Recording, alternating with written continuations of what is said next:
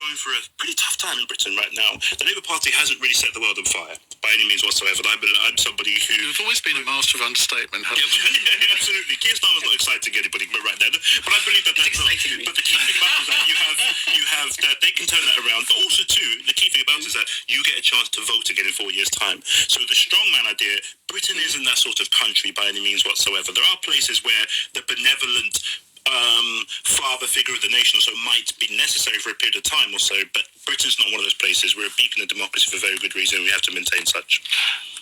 I was trying to think in the last hour of any quasi-dictatorship that I thought that British people would think, well, actually, I wouldn't mind that. The only one that people came up with on the text was Singapore, which I included Lee Kuan Yew in my dictators book, but felt a little bit guilty for doing so because he did actually, I think, care about the good of the people. He won election after election, so I'm not sure he really qualified for that, but he was undoubtedly authoritarian.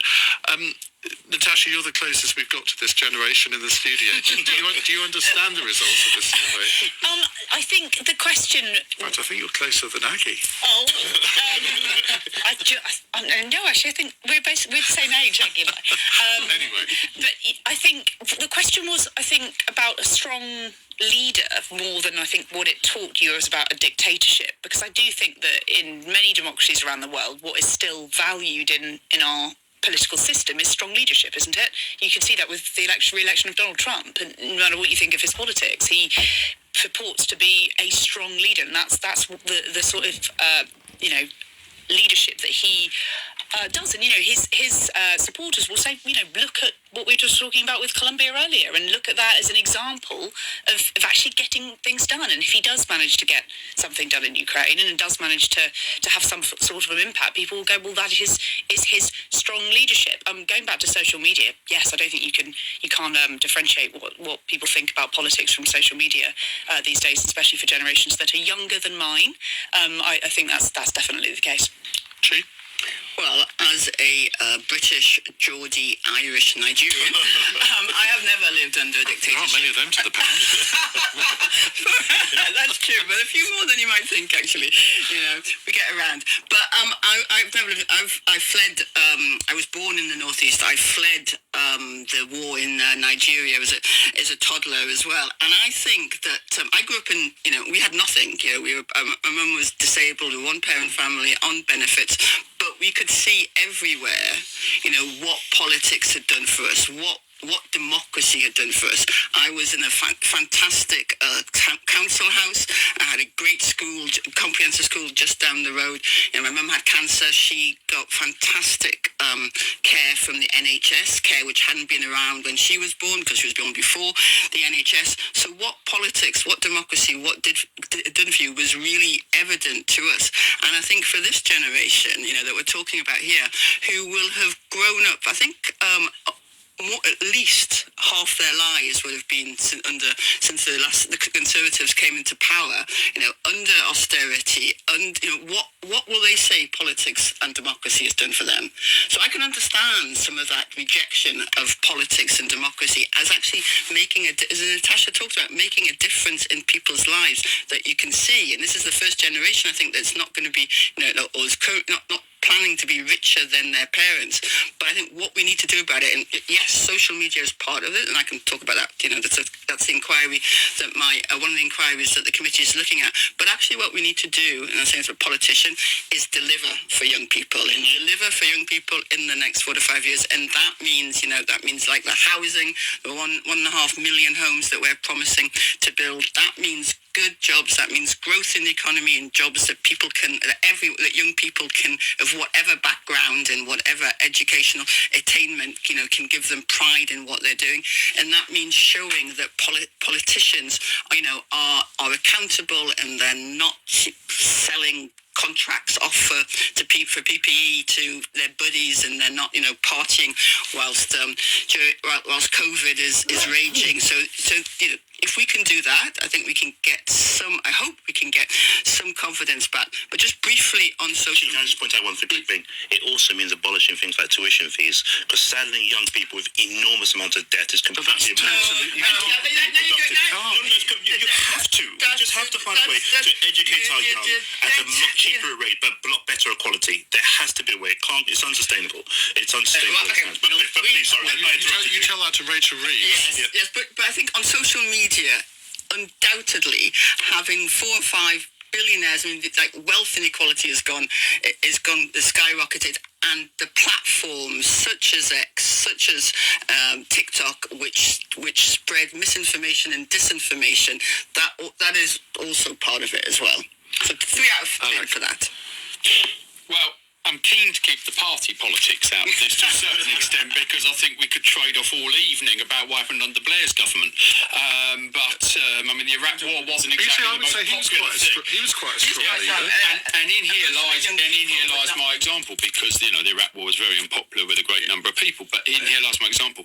When people say that they'd rather live under a dictatorship, they make the assumption that their dictator would be agreeing with them. Yeah. And what we have at the moment, I've got a lot of young farmer males, especially who did vote reform, etc., are now saying, we need to get rid of Starmer. He's not going to last. The inheritance tax, blah blah blah blah blah. And I say, he's won an election. He's got a huge majority. The election will be then. No, it needs to stop now. We need to get rid of him. How do you get rid of him now? It needs to be a confidence vote. I said, what, you honestly think 90 Labour MPs are going to cross the floor and cause a general election? As he's got, yeah, but he's terrible for the country. I say, but you told me you wanted a dictatorship a minute ago. So what happens if that dictator is the exact opposite to your policies? What are you going to do then? Because if you have these conversations with me in those circumstances, you're being shot in the morning. Okay, that's how it works, and I think it comes to this lack of education as to people look at certain things. It's like, I want this, and the only way I'm going to get this is if I don't have to persuade anybody else. And, we are now into 5-party politics, and I think that's good. I think that there is a spread across all wings of politics, from the left to the right, of different flavours of the left and the right, that gives people those options. And if people are saying, I don't like that, I want my strong man to be in place, well, it could be that there's 4 other parties may give you that result, which you don't want. The Conservative Party had a huge result in 2019 on 43% of the vote. 57% of the public didn't vote for them, of those who wanted to vote. You have the same arguments in this election. That is the democracy we are under. That is how it works. And I think that it comes from a certain amount of ignorance as to, well, I really like this dictator and I assume my dictator will be like that. It's wrong. Now, just coming to the second part of the question about social media, you can have a view on social media. I mean, personally, I think it's a cesspit of nastiness, especially when you're in the public eye. It's just really used to sit behind your keyboard and call you every name under the sun.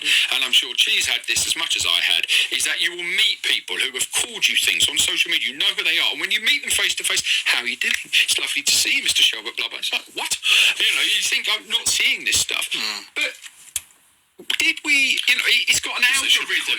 They should. It gives you an algorithm that brings people together.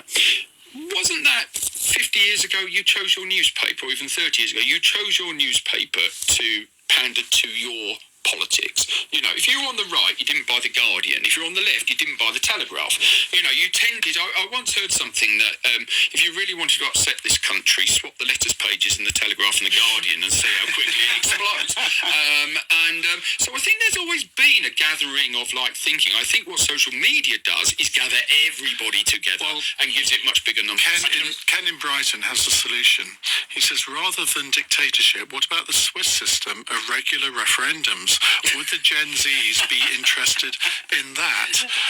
Until the point they lose what they want. Exactly. I mean, if the polling is true that most young people didn't want Brexit, these are the same people who say they want a dictatorship. They're not going to be happy with that result, are they? They want a dictatorship. There is a lot to be said. There is a lot to be said for benevolent dictatorship, providing I'm on this programme I am, so you've all got to be quiet because we're going to go to the news headlines. It's 8:31 on LBC. Here's Daryl Jackson. The Princess of Wales has embraced Holocaust survivors as she attended official commemorations to mark Holocaust Memorial Day. Kate joined her husband, the Prince of Wales, who described their attendance as a great honour. Tens of thousands of Palestinians have walked back to destroyed homes in northern Gaza after checkpoints were reopened by Israel. The IDF had delayed opening the corridors after accusing Hamas of breaching the ceasefire deal. And a judge has warned some members of a Glasgow child abuse ring may never be released from prison. 2 women and 5 men have been sentenced to between 8 and 20 years for what's been described as extreme violence. LBC weather, cloudy skies across much of the UK tonight, outbreaks of rain and showers and a low of 1 degree. This is LBC. Tackling Mount Laundry doesn't have to cost the earth when you buy energy-saving appliances from AO. With a huge range of A-rated washing machines and tumble dryers from brands like Beko, Hotpoint and AEG, you'll save loads of washing, energy and costs. Plus, there's a range of ways to pay, including AO Finance. No wonder we're the UK's most trusted electrical retailer. Shop now at AO.com. Let's go! To verify most trusted, visit AO.com/trust. Being an actor, I find it easy to switch. 1 minute I'm an impulsive detective. Then, a ferocious tiger. Here comes advertising address. Nothing is easier than switching your broadband to Sky Full Fibre. Our lowest price is back. Get Sky Full Fibre 150 for just £27 a month. Prices may change during 24-month contract. Sky. Believe in better. Ends 29th of January, £40 a month after minimum term. Average download 150 megabits per second. Speeds vary, see sky.com. Do you like the sound of work that has plenty of giggles? Where you'll build lifelong skills, as well as wobbly towers? Where you'll feel part of a team, or even have the chance to lead one? Where every little thing you do makes a big difference. Superstar, you did it! Do something big. Work with small children. Search early years careers to find out more. Hi, here's your VIP invitation to the Flame Festival. Travel by luxury jet to party on a tropical island with A-list musical performances and Hollywood stars acting as your own personal masseuses while you enjoy unbroken sunshine. Some things are too good to be true. The Specsavers Too Good deal isn't. Get 2 pairs of designer glasses for £100. Include single vision lenses to the same prescription. Conditions apply. Ask in store for details. Cross Question with Ian Dale on LBC. Call 0345 6060 973.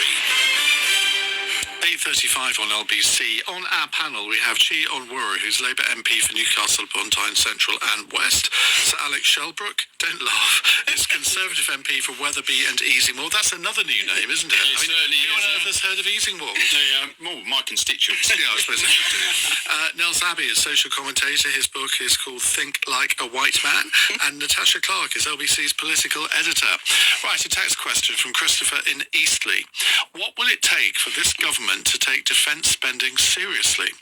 Now, the Times has reported today that the government will not commit to increasing spending to 2.5% of GDP by 2030, despite pressure from Donald Trump to do so.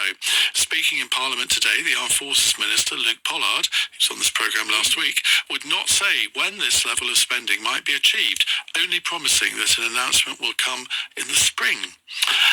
Natasha, what is the problem here? Because we're at 2.32%, I gather, of GDP now. Right. I mean, it's not exactly a massive increase to go to 2.5, is it? No, it's going to cost, I think, something like £10.1 billion a year, I think, to get to that point. And obviously, we know that there's a huge squeeze on the public finances right now, and Rachel Reeves is trying to find the cash for absolutely everything. And yeah, according to those reports in the papers today, and I went to talk to Number 10 today, and no one there was denying that they're going to be able to get to this 2030 timetable like the Conservatives and like Rishi Sunak promised a year ago.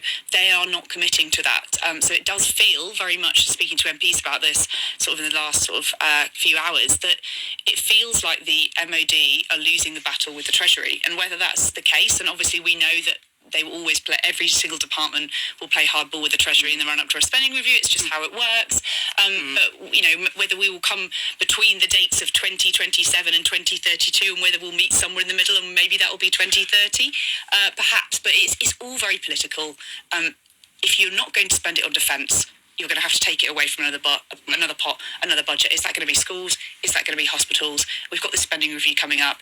Every single department is screaming at the Chancellor, and it's going to be some really tough decisions. Now, I hear that Lord Robertson, former Defence Secretary under Blair, former NATO Secretary General, he's chairing Labour's Defence Review.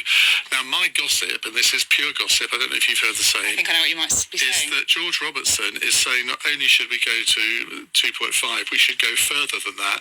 And he's having a massive row with others in the Labour Party who are saying, well, no, we're not doing that. And he's saying, well, I'm doing the Strategic Defence Review. I've got the expertise here, so you need to listen to me on this. Are you hearing something similar? No, sorry, I was not what I thought you were going to say at all, actually. But yes, and the problem is that, we're talking about getting to 2.5 now, and this is meant to be a Strategic Defence Review that's going to be looking forward for future threats. And people are saying that as soon as it's written, it's going to be time to rewrite the next one, and we need to be looking to go up to 3%. Trump wants us to go to 5%. It is a very, very live conversation, especially within NATO, about going further. I think the NATO deputy chief has called for us to go to 3% already. And, Donald Trump, coming into the White House is going to put this on the top of the agenda for this Labour government. Do I recall a brief interlude when you were a defence minister? You do recall that. Under Liz Truss, I believe. Yes, and procurement minister at that. And I think there's several aspects to this. First of all, I'm putting my NATO Parliamentary Assembly hat on. I have never liked percentages of GDP about defence spending. It is cobblers, quite frankly. And it's something that came about saying, well, in order to get people to a target, we'll say 2% of GDP. Now, Ben Wallace was always clear on this when I was there, when he was Defence Secretary. No point giving me 3% of GDP tomorrow. I can't spend it. Yeah. But I think I asked the Minister today this very specific question. If the Strategic Defence Review comes in with a requirement that costs more than 2.5%, is it going to be funded? Or is he being directed to make sure that it comes in at 2.5%? Now, we have to take our defence seriously. We are talking about £10 billion. Look at the loss of GDP and the cost to the country of Ukraine by not being able to defend its borders. Look what an actual conflict would mean. And by the way, I think there's every possibility that Russia could launch a major attack on this country in this parliament. That's not missiles I'm talking about. How do we get people to take that seriously then? Well, by doing this, by scaring people, quite frankly, because I think a war in a distant land, which was the first thing in the First World War, etc. The reality is, you cut those undersea cables, our economy collapses overnight. Now, that takes frigates, that takes submarines, that takes destroyers. Now, we are members of NATO. That has the largest going maritime force in history, constantly, every day. Okay, so we're not sat in this on our own. There's a huge amount of activity taking place. And actually, our investment in the Royal Navy is significant. But I could go up to 5%, and I could build you 12 frigates, and they'll all be tied up in dock because we can't crew them. And this is not a unique problem to the United Kingdom. When I was in the United States, in Washington in December, the only one they are able to recruit fully for is the Marine Corps. And it's getting less and less and less of people they are able to recruit for their services. And when they talk about the fact that we've gone down to 2.5%, which is roughly half of the Cold War, America is spending half of what they paid in the Cold War. About 4.5. Yeah, and they used to be 9 in the Cold War. I mean, these things have all got to be looked in perspective. But does Europe need more spending on defence? Absolutely. Look at the problem we've had throughout NATO in making sure the armaments can get to Ukraine, because it went down. But look, let's not overly criticise the governments since the end of the Cold War. Everybody took into this thing that we moved into an era of peace. Did we need to be spending all of this money? Chancellor after Chancellor, government after government said no. Why didn't we build all these weapons? Because the Treasury don't like the idea of tens of £1 billion of weapons sitting in a warehouse that you are never going to use. Okay, so these were sensible decisions in that light. Now, when Ukraine happened, we obviously turned around and government started spending tens of billions of pounds more.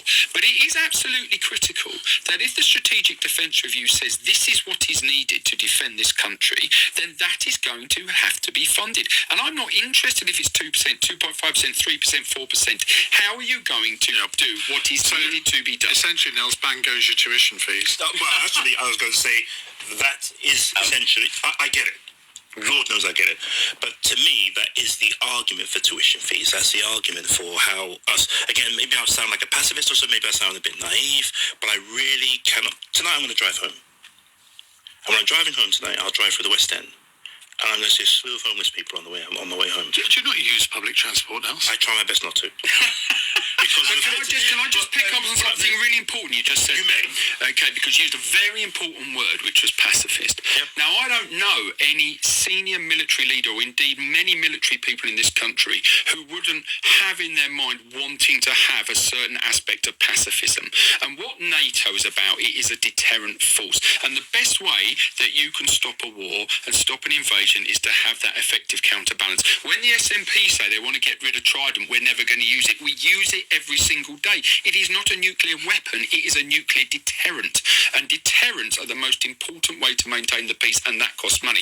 And I don't deny that there are demands on money in societal issues, but a war will absolutely wipe out all of the things we need. Again, so people are now. You and I are not on opposite sides of an argument here whatsoever. Yeah. So the security book, if somebody was to invade this country right now, I would tool up as much as everybody else would tool up or so. But the problem I have is that the passion I see within you is no criticism of you whatsoever.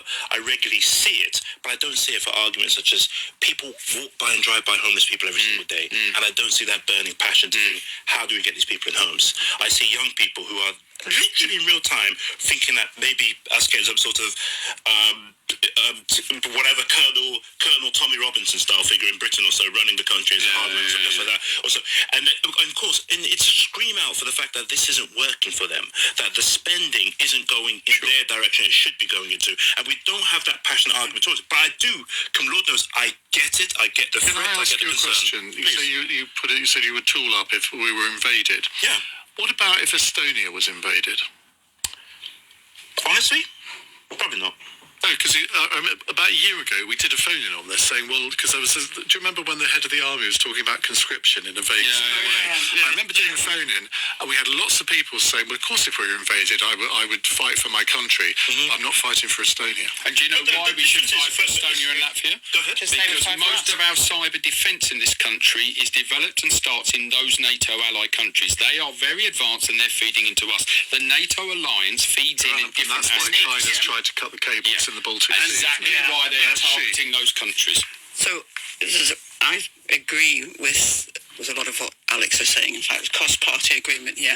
And now you talk about, I think you said something really interesting about, when you talked about driving through the West End past homeless people and why wasn't there that passion for that, for that. And I am passionate about ensuring that we reduced homeless people. But there's two things on that. The first thing is that the first duty of government is to defend and protect its citizens. Yeah. And that is absolutely it, because, without a home, you have very little chance of succeeding in life. That's certain. But without a country, with a sort of a machine gun at your door, you have no chance. So the first thing is to defend our country. And the second thing is, I wonder how many Ukrainians, drove past homeless people on their streets and thought more spending should go towards them before the Russian invasion. It's a slightly different situation. Well, did you see how it happened? People in Ukraine were in coffee shops, drinking cups of coffee and discussing the latest TikTok videos or whatever, and then it was invaded by Russia. Yeah. So I think I want to reassure Christopher in Eastleigh that we absolutely take defence seriously and defence spending seriously because of that. Because I believe that in Ukraine, they are fighting our war in a certain extent. They are fighting to keep us safe here, and that if Putin wins the war, then the future for could be incredibly bleak. So we do absolutely need to ensure that we are well defended. Okay, But the issue is benevolent dictator approaching. We have to go to a break, otherwise we're not going to fit in enough questions. Great conversation, though. Thank you very much indeed. It's 8:46. This is LBC. I've got a new Samsung Galaxy S25 Ultra and my umbrella. You see, Now Brief with Galaxy AI learns my schedule to keep me one step ahead of my day.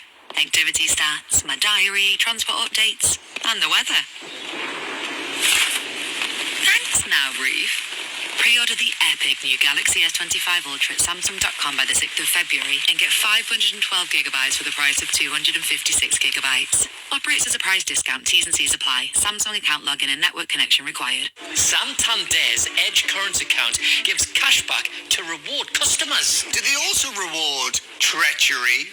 This contains the names of people who have their salary paid into Our rival's current account.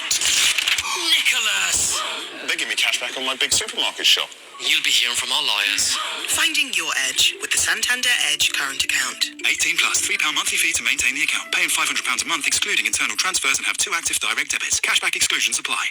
Julie could part exchange her car. Or check out We Buy Any Car. She could be unsure if she got a good deal part exchanging. Or have cash in the bank with more bargaining power to get a bigger car for her five-a-side team. Totally played. Or total player. To get a quote in 30 seconds, enter your reg number now at WeBuyAnyCar.com. The Hillary's big winter sale just got even better with an extra 10% off absolutely everything. That's on top of up to half price on hundreds of made-to-measure blinds, curtains and shutters. And right now, get free thermal lining on our favourite Roman blinds and curtains to help keep your home extra warm and cosy this winter.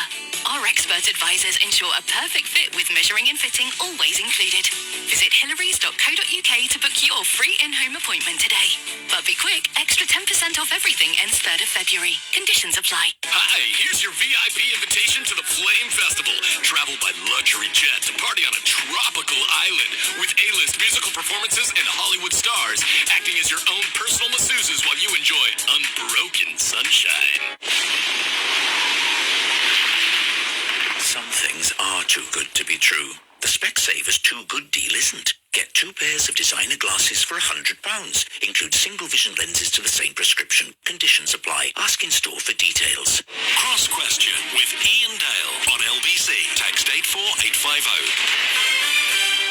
8:49. So Alex Shelbrook, Nels Abbey, Natasha Clark, and She Onwara with us answering your questions. Before we go to the next question, it seems that there's a new Chinese AI bot called DeepSeek, which has overtaken ChatGPT to become the most downloaded app in the United States. How important is it that we don't let China win this AI war? Okay, so Ian, I mean, AI, everyone said AI is a significant different kinds of technologies, and it is going to be everywhere in our lives. In fact, it already is in most of our lives, from Google search to algorithms deciding what you're going to see on social media. So it's important, it's absolutely critical that we are not overtaken, if you like, that we don't, by China, by anybody who is like an ally or a friend. It's critical that we have it, and that's why the government's action plan on AI that they launched last week is so important. And obviously there's huge investment in the US. But what this does also mean, and it's kind of like hopeful in a way, is that it is possible to have competition on AI. You don't have to have billions of pounds to invest in large language models and huge arrays of computers in order to do something that is surprising and meaningful in AI. The Chinese did this with, I think, £6 million, which unfortunately, is not much in terms of big research at the moment. And they've been able to take a leap ahead, and so what it says to me is that, we have to invest in AI in this country, and we're doing that, but we also have to be able to have competition. We're going to have a really diverse environment of different applications, different bots, and we should, in the UK, we should be going for leading on AI, because we can do this without necessarily having the big... So no EU regulation then? Like that regulation is. I'm talking about AI, Natasha, but I'm not talking about whether it is in the interest of people. And for that, I'm afraid we do need some regulation. You need some guardrails. I think was. Let's move on to our next question. Andrew in Fulham wants to know. Rachel Reeves keeps shouting growth, growth, growth. Yet the CBI reported today that business confidence is getting worse. How many jobs need to be lost? How far does the economy need to tank? And how many businesses need to go bust before she needs to change strategy or go? It's being so cheerful it keeps you going, Andrew, isn't it? Alec. Oh, I thought you'd come to me on that one. Well, Quite a long data does go around. Well, look, let me just say, as a Conservative, that what that budget did was destroy confidence. You can laugh, but all the facts are being presented. You can put your head in the sand. The economy. You were in charge of the economy. It was growing. It literally was growing. It was growing. Okay, let's take a step back. You are a chemical engineer. I am a mechanical engineer. We're electrical engineer. We're both engineers. We both study science. Numbers don't lie. Okay, the economy was growing. Now confidence has gone down. You have got separate bodies. Growing so nobody in my constituency